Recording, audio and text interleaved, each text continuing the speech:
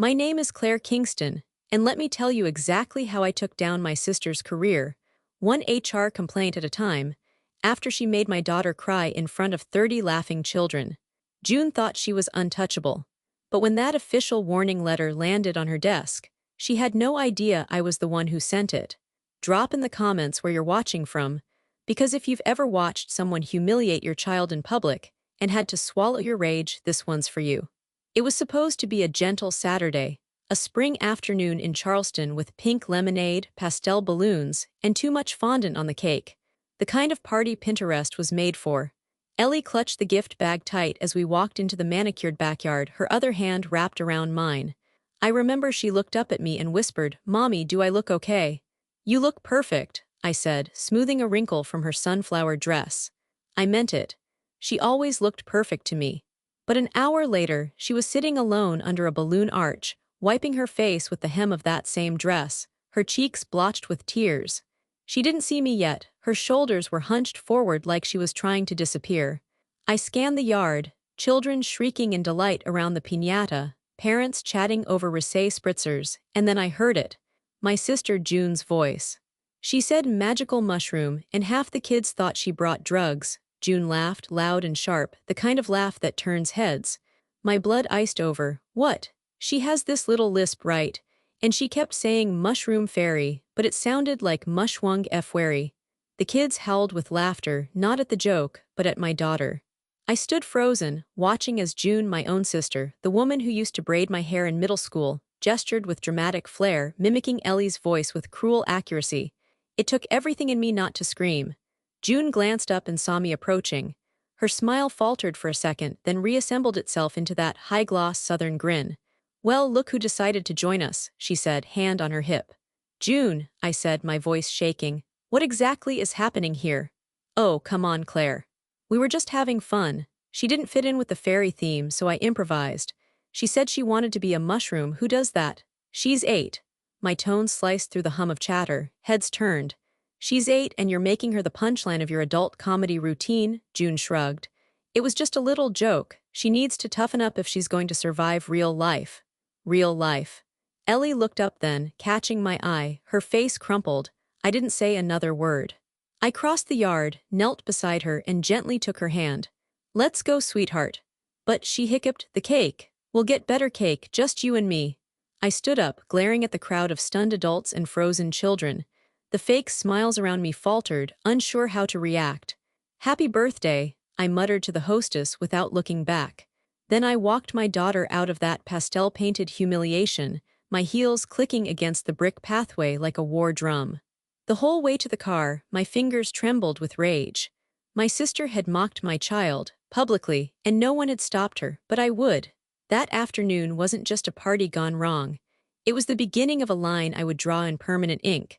I buckled Ellie in as the breeze swept petals off the cherry blossoms overhead. My daughter wiped her nose and looked out the window. She said I wasn't like the other girls. The engine rumbled to life, but my silence was louder. Because I didn't just see June mocking Ellie. I saw a younger version of myself, sitting alone on a porch, watching the same woman make cousins laugh at my braces, my clothes, my 2 big words. I'd let it slide then. I wouldn't now.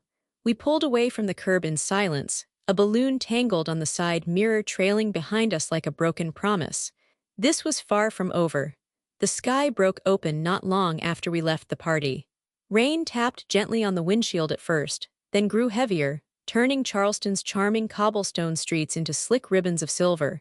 Ellie sat curled against the passenger door, her cheek pressed to the window, watching droplets race each other down the glass. I hadn't said much since we left. I was afraid if I started, I wouldn't stop. The truth was simmering under my skin, the kind of fury that made your teeth ache from holding it in. "Are you warm enough?" I asked softly, reaching over to adjust the heater vent toward her. She nodded without looking at me. The GPS voice interrupted our silence with a flat, "Turn left in 600 feet." I didn't need it. I knew the way home.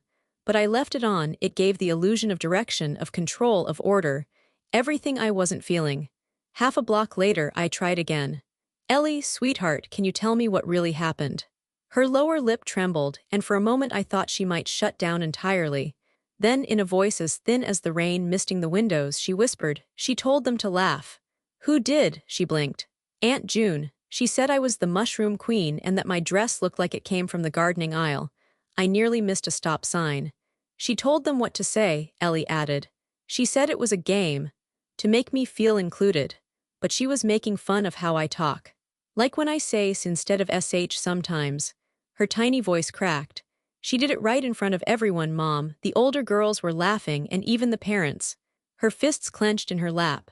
One of them said, "Is she always like this?" And Aunt June laughed and said, "Quirky with a capital Q." The silence that followed was no longer peaceful. It was full of sharp edges. "I just wanted to wear something different," Ellie continued, staring at her reflection in the window. "Like mushrooms and fairies, I thought that was okay." She sniffed, wiping her face with the sleeve of her cardigan. "But Aunt June said I didn't fit in with the theme." I opened my mouth to respond, but I didn't trust my voice. My hands tightened on the steering wheel. "She said I'm too weird for parties." That did it. My foot hit the brake harder than I meant to at the red light. Ellie didn't flinch, she just hugged her knees to her chest. "She said that to your face?" I finally managed. Ellie nodded. When I asked why she told them to laugh at me, she bent down and whispered, "You're not like the other kids, but that's not always a good thing." I had to grip the steering wheel tighter to keep from turning the car around. There was no justifying this, no chalking it up to a joke or an oops, poor judgment. June knew exactly what she was doing. The performative smirk. The punchlines crafted from Ellie's innocence. It wasn't some spur-of-the-moment lapse, it was entertainment. My daughter's humiliation served up as party fare. "You did nothing wrong, Ellie," I said, my voice finally steady. "You hear me?" She nodded, still hugging herself. "You're imaginative, kind, different in all the best ways, and if anyone makes you feel like that's something to be ashamed of, they're the problem, not you." Ellie sniffled. "Why would she do that, Mom? She's supposed to like me."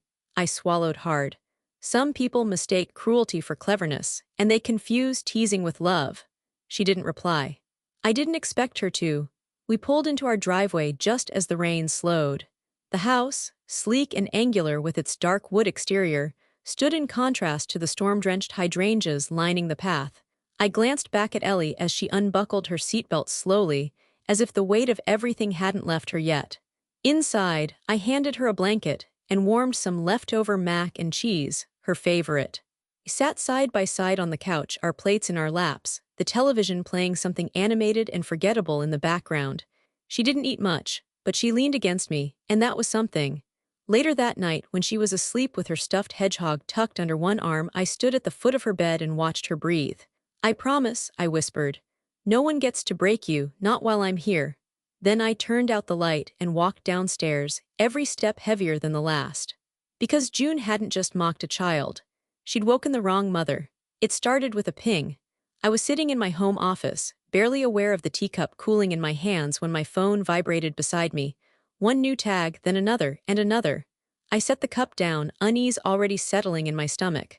The post was a video, grainy, vertical, and shaking, but unmistakable.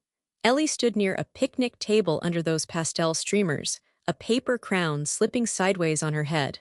Her arms were crossed protectively over her mushroom print dress. Kids stood around her laughing. One boy mimicked her speech, over-enunciating with a cruel exaggeration that made my breath catch. "I'm the Mushwang Fwary," he said, giggling. More laughter followed.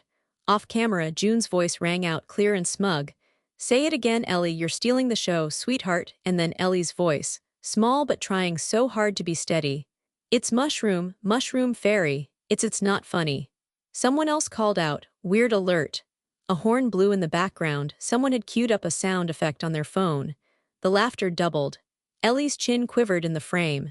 She blinked fast, trying not to cry. The video cut there, but I had seen enough. My hand trembled as I tapped through the reposts. 3 different parents had shared it to their stories. The captions: "June's niece is a whole character face with tears of joy, cringe but cute. The way June keeps a party alive, crown alive." That was humiliation, not humor. My daughter wasn't a whole character. She was a little girl being cornered by grown-ups masquerading as children. I stood up too fast. The chair scraped against the hardwood. I didn't even notice. I was already snapping screenshots, every tag, every handle, every comment. I grabbed a notebook from my shelf and began a list. Dates, times, usernames. They didn't know who they were dealing with. I was Claire Kingston. I hadn't built a multi-million-dollar startup in a male-dominated tech industry by playing nice when someone hurt what was mine. They may have laughed at Ellie, but they had no idea they'd just set off a war. The walls of my office were lined with reminders of the life I'd built: the Innovation Award from Austin Tech Summit, the Women in STEM keynote plaque, the framed article from Fortune about my startup's launch. And yet, that night, none of it mattered. All those achievements, useless if I couldn't protect my daughter from my own sister. I opened a new document and started typing. Incident report: unethical conduct toward a minor subject. June Kingston position: HR supervisor, Foremark Financial Group. Incident date: today's date. The words poured out, cool and factual. No emotion, just evidence, just truth. June had made a career out of managing workplace sensitivity, training employees on harassment protocol, emphasizing the importance of psychological safety. And yet, there she was in a viral clip encouraging the public humiliation of an 8-year-old. At a children's party, on camera, for laughs. I highlighted the link, saved the video, and backed it up twice. I had no intention of deleting anything. This wasn't just petty sibling drama anymore. This was documentation. I looked around the office. Everything in here had come from sweat, discipline, and years of late nights. I'd learned to protect my business, my reputation, my employees. Now I would protect Ellie with the same tenacity. This wouldn't be loud. I wasn't going to post or rant online. That would only draw more eyes to the video. No, this would be quiet, sharp, professional, strategic. The kind of move June would never see coming. I closed the laptop and turned out the light, the cursor still blinking in the dark. Tomorrow, the storm would begin. But tonight, I stood in the hallway watching Ellie sleep, her cheek squished against her pillow, her small fingers curled like flower petals. "You are not weird," I whispered. "You're wonderful, and I'm going to show them exactly what happens when someone tries to break that." 2 days after the party, I sat across from Madeline Chow, my old friend from grad school, over black coffee in a tucked-away cafe with foggy windows and zero cell reception. Madeline worked in communications at the mayor's office now, a PR strategist with a Rolodex of legal consultants and corporate ethics officers I could only envy. She'd also seen the video. In fact, it had shown up on her For You page while she was getting ready for work. "Claire," she said, no pleasantries, "your sister torched her own professional credibility in under 30 seconds. She was laughing." My voice was flat. She knew it was being filmed. Madeline nodded grimly. "And encouraging it. You couldn't script a worse example of HR hypocrisy." We both knew what June did for a living: human resources supervisor at Foremark Financial, a regional banking group notorious for its pristine public image. They'd built their brand on family values and inclusivity. June led workshops on ethical communication in sensitive environments. I took a sip of coffee. If a video like this had surfaced about one of her employees, what would she have done? Madeline didn't blink. Written them up, maybe suspended them, maybe let them go, depending on how far it spread. Exactly. I slid a flash drive across the table. It contained the video, backups of every repost, and a typed summary. "Can you help me get this where it needs to go?" Madeline hesitated, then nodded. "You want it anonymous?" "Absolutely." She tucked the drive into her bag without another word. And just like that, it was in motion. I didn't breathe easily for the next 3 days. Not because I doubted Madeline, but because it felt like watching a match flicker near dry grass. You know what's coming, but you still flinch at the smoke. On Thursday morning, I was walking back from Ellie's school drop-off when my phone buzzed. Single message from Madeline. "It's done. Internal action initiated. You didn't hear it from me." That night the news came from my mother of all people. I had picked up only because I'd forgotten to block her number. "Did you hear what happened to June?" Her voice trembled between scandal and disbelief. "No," I said coolly, staring out at the slow swirl of the river below our condo. "What happened?" "She got this letter, from work, HR compliance or something. They're making her take some kind of sensitivity training, like she's new." I almost smiled. "Interesting. She says someone reported her about the party, but that's ridiculous." Everyone laughed. It wasn't serious. Except it was. I kept my tone neutral. Maybe her employer didn't see it that way. There was a pause. "She's devastated, Claire. They're watching her now. She said they told her this kind of behavior could reflect on the company's core values. That was when I hung up, politely, quietly, without another word. Later that night, I stood in my office, the same one where I'd watched the video loop like a curse and let myself exhale for the first time. The awards on the shelves didn't feel so hollow anymore. This wasn't petty revenge, it wasn't even personal, it was accountability.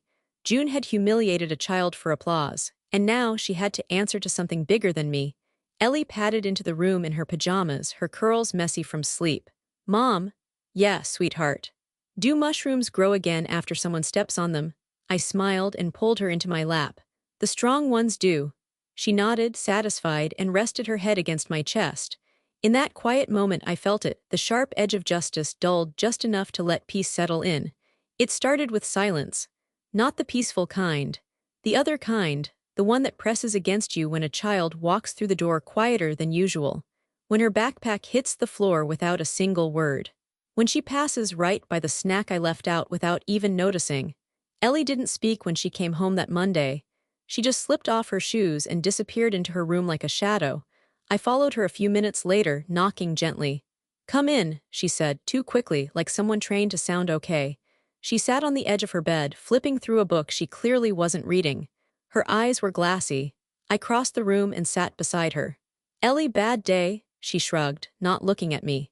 "Did something happen at school?" Another shrug. Then softer. "Some kids were whispering things in the lunch line."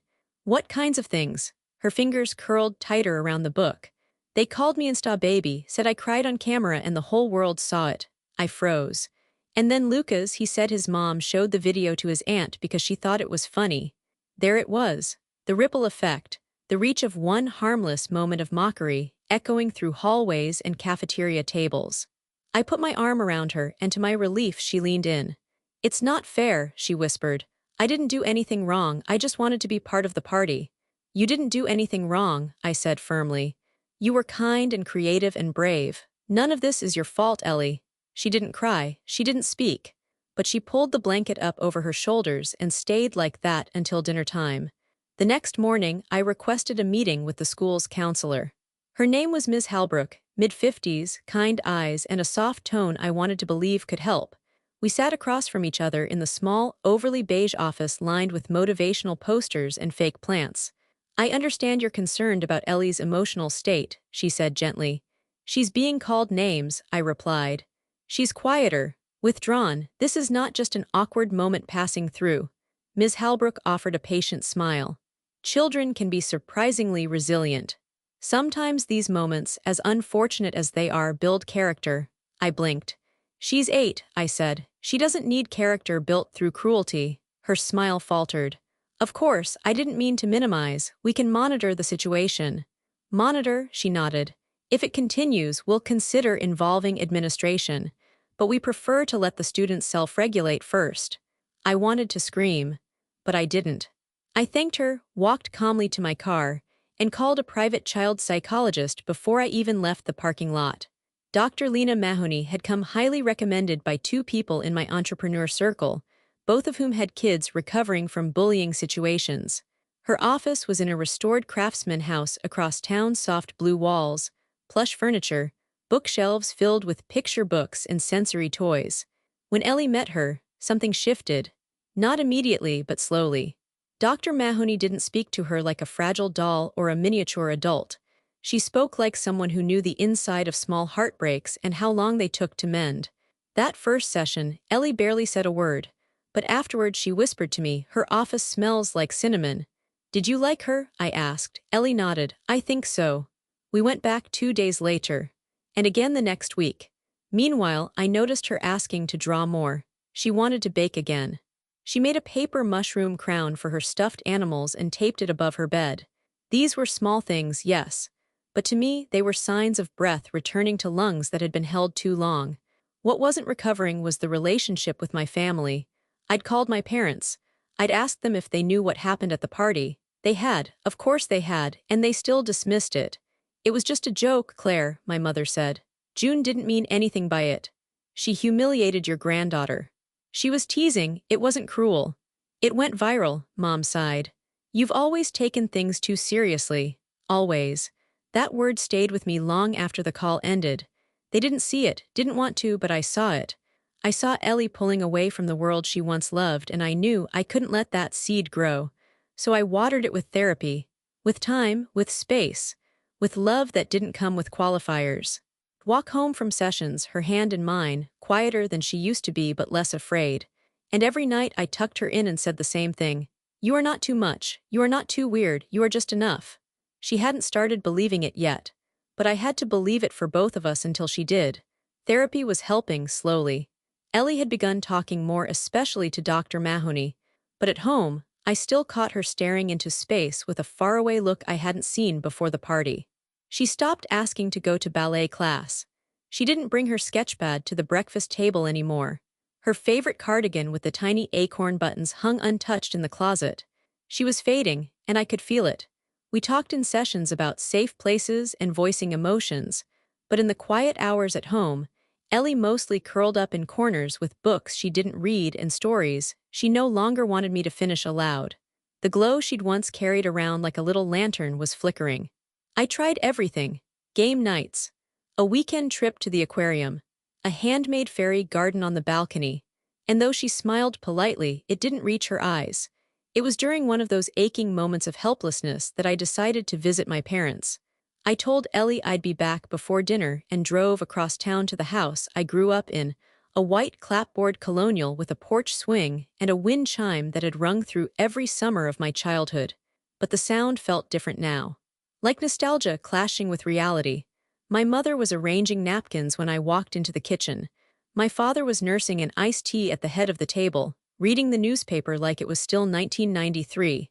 Claire, my mother said lightly, you should have called. I'd have made that lemon cake you like. I didn't come for cake. The chair creaked as I sat down, my palms pressed against the cool wood of the table. We need to talk about what happened to Ellie. My father lowered the paper. My mother sighed, already tired. She's still shaken, I continued. She's not sleeping well, she's been mocked at school, she's in therapy. And June, she didn't mean anything by it, Mom cut in. You know how she is. Yes, I said, that's exactly the problem, I do know how she is. Dad cleared his throat. Claire, you've always been a bit sensitive when it comes to June. My jaw clenched. This isn't about me, this is about your granddaughter. My mother gave me that same smile she used to give teachers when they'd call home about my attitude. June was just joking, she was trying to make the party fun. By mocking a child, she was just being playful. Ellie needs to learn not to take everything so personally. The world isn't always going to be kind. She's 8. Exactly, my father said, as if that explained it all. The room fell into a long silence, broken only by the ticking of the antique wall clock. I finally stood. You always made excuses for her, even when we were kids. My mother's voice sharpened. Don't start rewriting history, Claire. You two were sisters, there was nothing malicious. She locked me out of the house in December once. Barefoot, I was 10. That was over 20 years ago. And she just did it again to my daughter. I didn't wait for a response. I walked out the same front door I used to run through as a little girl, scraped knees and tears streaming down my face. Only now I wasn't crying. Now I was done. That evening, after I put Ellie to bed and triple-checked the door locks, I poured a glass of wine and walked out onto the balcony. The river glittered under the street lamps like broken glass, calm on the surface but hiding a current I knew all too well. I wrapped the blanket tighter around my shoulders and leaned against the railing. Behind me our condo was still and warm, every light dimmed, every toy in its place. Quiet, safe, at least for now. But inside my chest, something wouldn't settle. I walked back in, setting my glass down on the edge of the bookshelf where Ellie's art supplies sat in a little basket. Next to them was a small wooden frame I hadn't noticed in a while, tucked behind a stack of picture books. I pulled it forward. It was a photo from the summer I turned 10. My birthday party. I was sitting at the edge of a folding table in our old backyard, wearing a paper crown and a red polka dot dress. My face was turned away, caught mid-wipe with the back of my hand.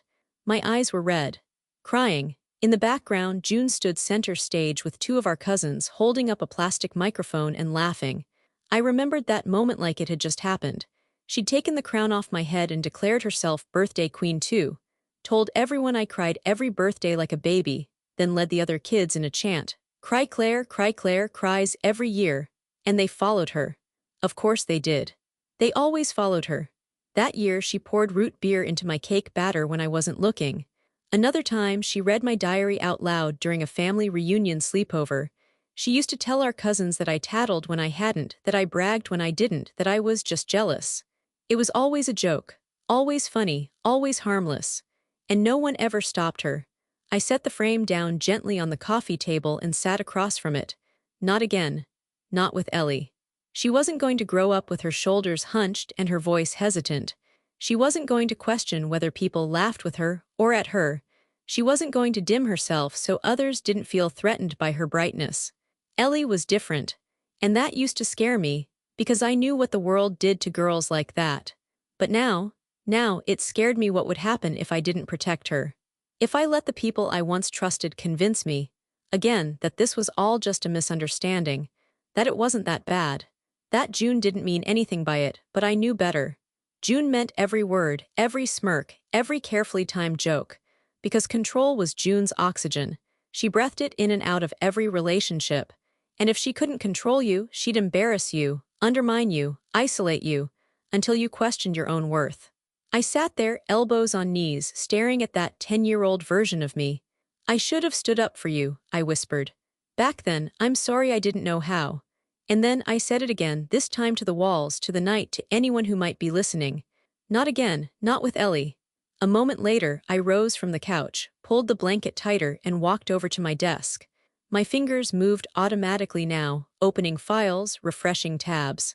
I started a new folder on my desktop. Ellie, protection plan. Because what June didn't know, what no one in our family seemed to understand, was that once you've survived the fire, you learn how to build walls that don't burn. I wasn't the scared little girl anymore. I was the mother of the little girl, and I had nothing left to lose. It was a Thursday, rain again. The kind of day where everything feels slowed down, like the air itself is heavy. I was on a conference call in my home office.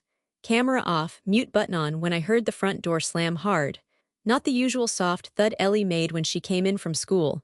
This was sharp, urgent, final. I was downstairs in seconds. She stood in the entryway, her backpack barely on one shoulder, dripping wet from the storm. Her face was blotchy, her lip trembling.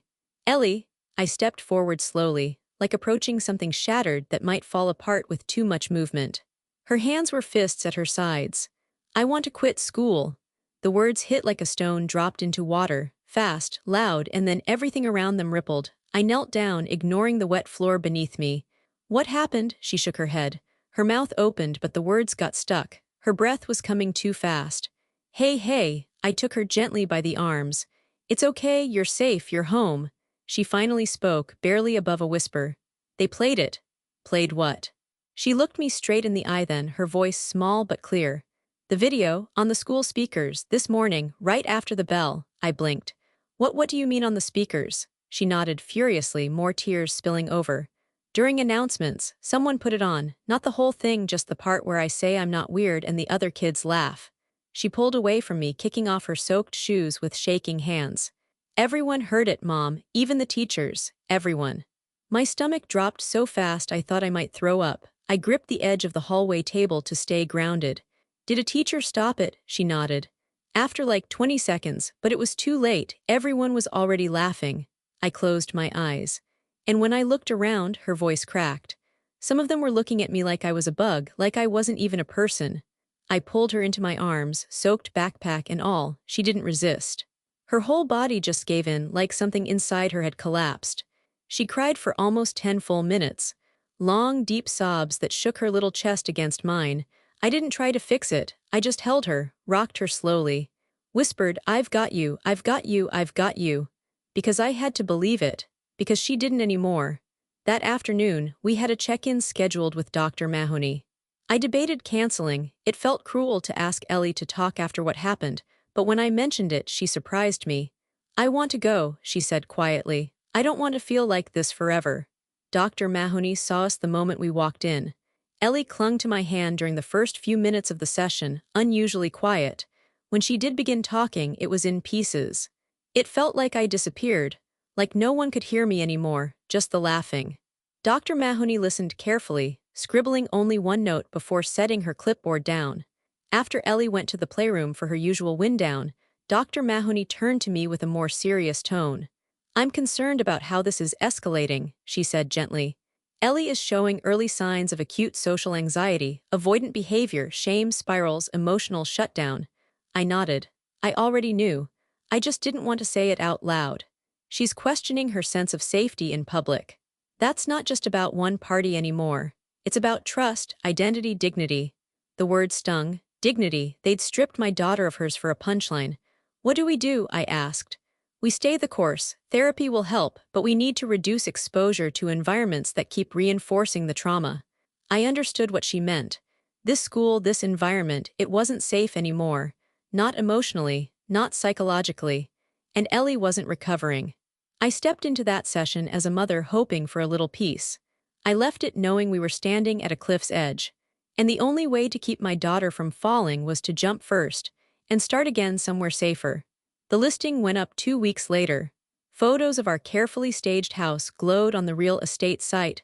Sun-drenched rooms, spotless countertops, a bright kitchen where I'd once iced birthday cupcakes with Ellie standing on a stool beside me. The living room still held the small stain on the rug from when she knocked over grape juice and cried for an hour, thinking I'd be mad. I hadn't been. I'd only ever been afraid of the world hurting her. And it had, so I was done waiting for the school district to act. Done hoping the whispers would fade, done begging my parents to understand. This house, beautiful as it was, had become a place where I listened for Ellie's footsteps and feared what kind of silence might follow them. We needed out. Asheville had always lived in the back of my mind. The summer before last, I'd gone there for a tech retreat, stayed in a bed and breakfast that smelled like rosemary and wild honey, and thought for just a moment I could live here. Back then it was just a fantasy. Now it was a plan: progressive private school, small class sizes, no tolerance for bullying, a school counselor who used words like restorative accountability instead of character-building experience. When I told Ellie, she blinked in surprise. You mean move? Yeah, honey, somewhere new, somewhere better, where no one knows you from a video, where you get to decide who you are. She was quiet. Will I still get to have a room with stars on the ceiling? I'll paint them myself if I have to. That night, she didn't cry. She traced constellations on her bedroom ceiling with her finger, whispering imaginary names for them, just like she used to.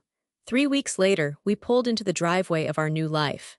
A craftsman-style cottage with pale green shutters and ivy already creeping along the fence. It was smaller, 2 bedrooms, 1.5 baths, and a yard barely big enough for a hammock. But the windows opened to mountains, and the air smelled like pine and morning fog. Our first morning there, I brewed coffee and stood at the sliding door watching Ellie explore the backyard. She wore a lavender hoodie and her rain boots, jumping between puddles like they were stepping stones in a fairy tale. She hadn't done that in months. I pressed my hand to the glass, heart swelling in a way that surprised me, not because everything was perfect, it wasn't, but because the noise had stopped. The weight had lifted. The school called after her first day to say she'd joined the robotics club. She doesn't say much yet, her teacher told me, but she listens. And when she smiles, it lights up the room. That night, Ellie slid into bed and tugged the covers to her chin. Can I stay here forever? I sat beside her and smoothed her hair back. As long as you want, she paused. What if June finds us? I swallowed the lump in my throat. She won't. But what if someone laughs at me again? They might, I said honestly. But this time you won't be alone, and this time I've already cleared the way. She nodded slowly, thoughtful, then whispered, good. And for the first time in months, she slept through the night. So did I. I stopped waking with my jaw clenched. I stopped checking my phone for new shares of the video. I stopped explaining myself to people who didn't deserve access to my pain. Instead, I learned the names of the coffee shop staff 2 blocks away. I started running again in the mornings. I joined a book club where no one cared what I did for a living, they just asked what I was reading. Ellie planted tulips outside with a neighbor named Josie, who made friendship bracelets and had a cat named Neil Armstrong. We started over. And every morning, as I watched the mist roll down the mountains and smelled the cinnamon in Ellie's hair, I felt something I hadn't felt in years. Peace. Not triumph. Not revenge, just relief, because the storm had passed and we'd found shelter. It started with a headline. I was standing in line at the Asheville Farmers Market, bag of fresh peaches in one hand when my phone buzzed. At first, I didn't think anything of it, just another news alert. But when I glanced down, my heart stuttered. Exclusive, Foremark Financial faces internal backlash after leaked HR chatroom shows mockery of children sensitivity protocols. And right below it, HR Supervisor June Kingston named in leaked messages. I stepped out of line, heart hammering. The article came from a regional investigative site, credible, sharp, the kind of outlet that didn't publish without receipts. And they had plenty. Screenshots of internal company chats, private Slack threads, where June and two other HR staff joked about soft parenting crybabies, how sensitivity training is for sissies, and how one of them couldn't stand kids who lisped like they were chewing soup. That last one made my throat tighten. She hadn't just humiliated Ellie once. She thought like that.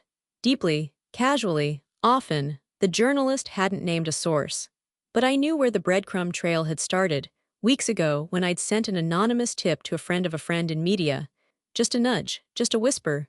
Look into internal HR behavior at Foremark, specifically Slack channels. Start with Policy Talk 2, check the metadata.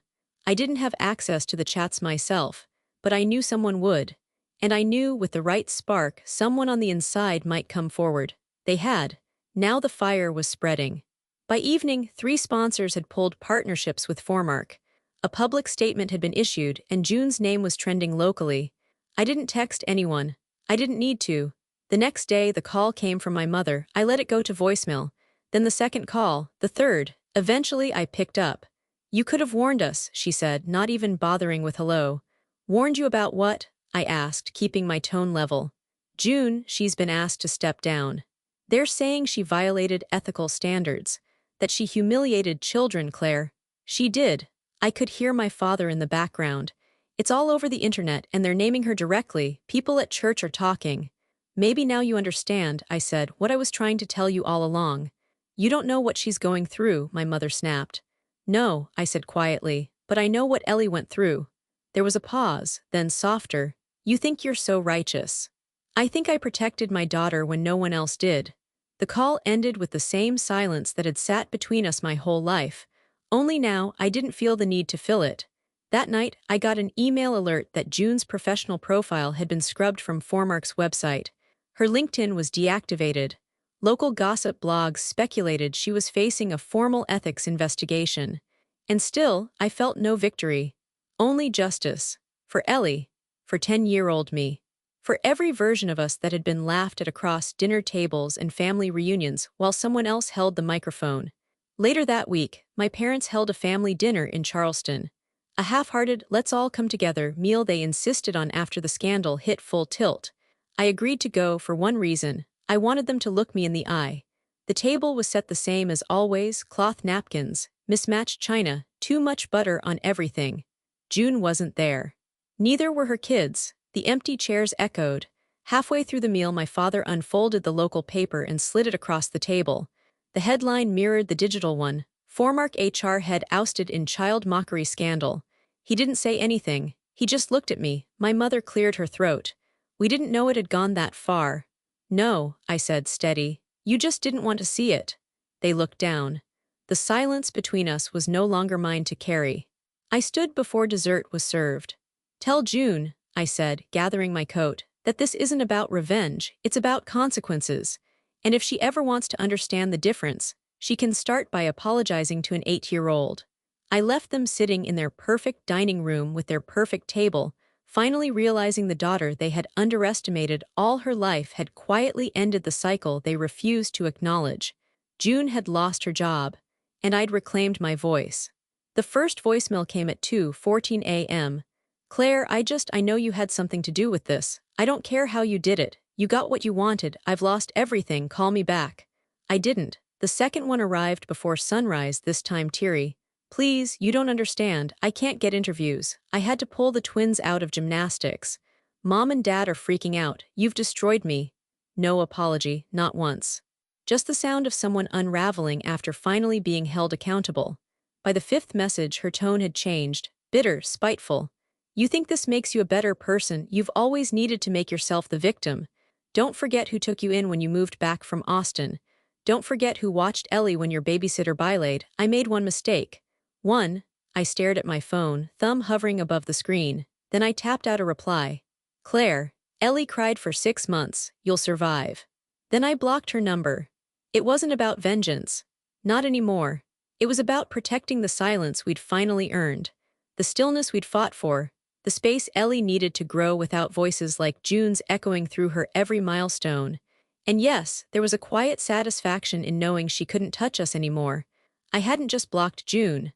I stopped returning my parents' emails too. No more weekend calls. No more holiday invitations wrapped in guilt. I cut the financial assistance I'd been offering them for the past few years, the quiet monthly deposits I made to cover their prescriptions and property taxes while June conveniently forgot.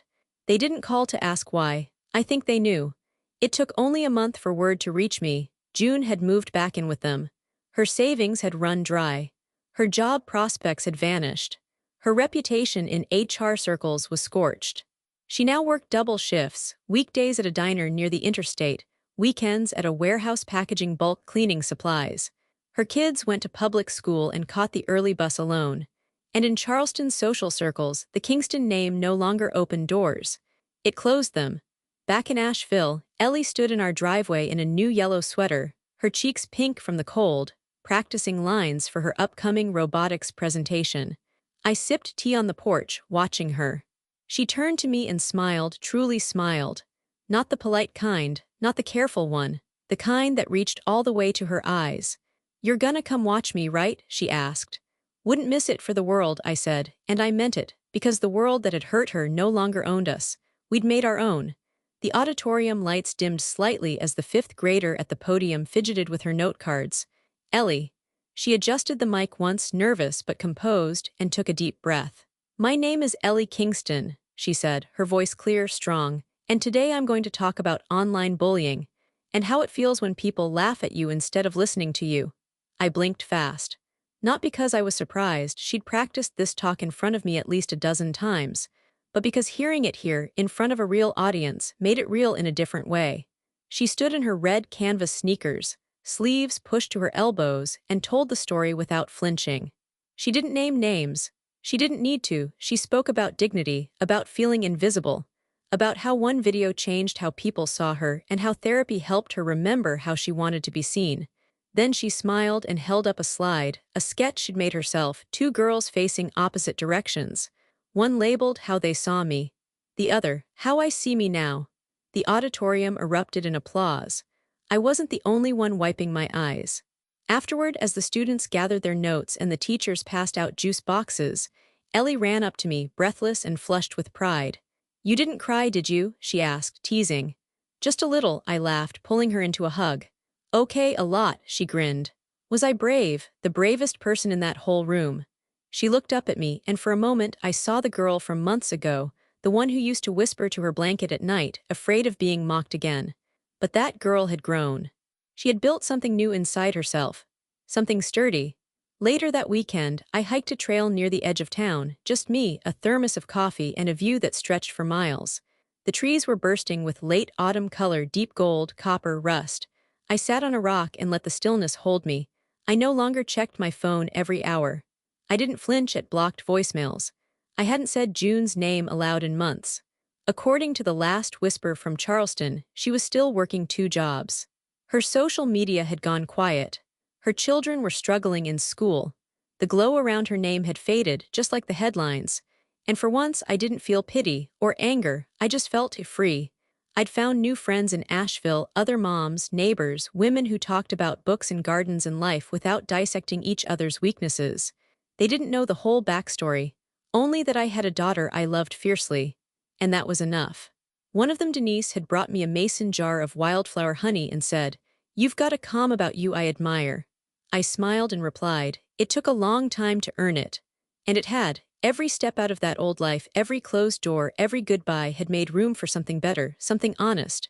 We didn't have a big house anymore, or a pool, or a legacy family name that opened gates. But we had a home, peaceful, quiet, and entirely ours. And that was more than enough.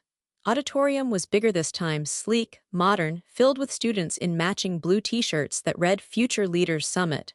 Ellie stood center stage, taller now, her curls pulled into a neat ponytail, her voice ringing confidently through the sound system. "When I was 8, something happened that made me feel small," she began, like my voice didn't matter. But someone reminded me that real family doesn't ignore your pain. They protect your voice. She glanced toward me in the crowd, just a flicker. Barely a second, but I felt it like a spotlight on my chest. She told me, Ellie continued, that the people who protect your silence aren't your family, those who defend your voice are. A murmur of approval swept the room. I saw a girl in the front row wipe a tear. A teacher nodded slowly. 2 years ago, Ellie could barely speak in front of strangers. Today, she stood with shoulders back, not performing, leading. After the applause, she found me in the crowd. I stood, arms wide, and she rushed over, breathless. You remembered the quote, I said, hugging her tightly. Of course I did, you saved me with it. No, I whispered. You saved yourself, I just stood behind you until you could see it. Outside, the sky was beginning to shift into gold. The storm had passed long ago. But today this was sunshine.